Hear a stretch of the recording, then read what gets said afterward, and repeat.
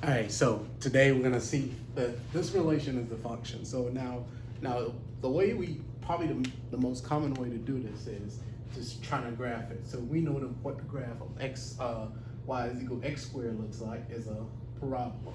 So that's the most simple graph of parabola that you can think of. If you think of the vertex being at 0, 0. So now is this a function? Now if you try to draw the vertical line, does this pass the vertical line? Yes, it does. You know, it passed the vertical line. Any vertical line you draw is going to meet this at only one point.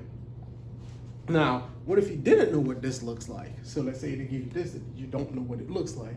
The other way to think about this is in terms of even and odd powers of the output. So in general, for the most part, because this is an odd power, because the output, the y value, f of x is equal to y, is an odd power, you're gonna have it's gonna be a function. Odd means 1, the power is 1.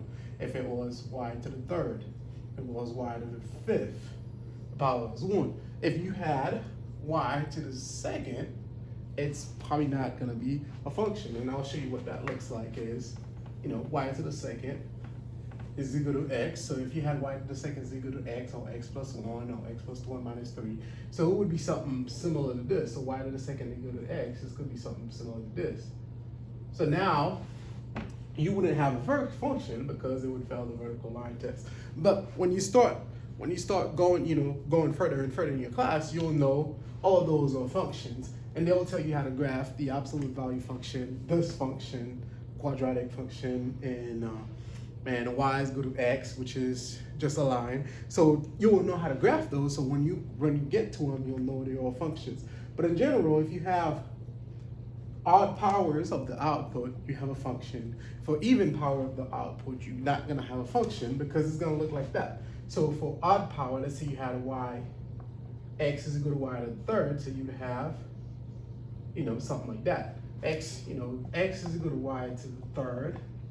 So you would have something similar to this. So it would pass the vertical line test because the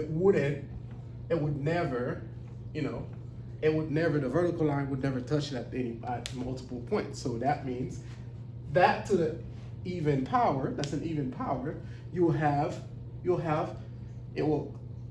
pass the vertical line test. But if I have x is equal to y squared, which is, this side, parabola layered this way, so that wouldn't pass the vertical line test because it will touch it at multiple points. So in general, this is how you would be able to tell if you don't know how to graph it. And I think that's it.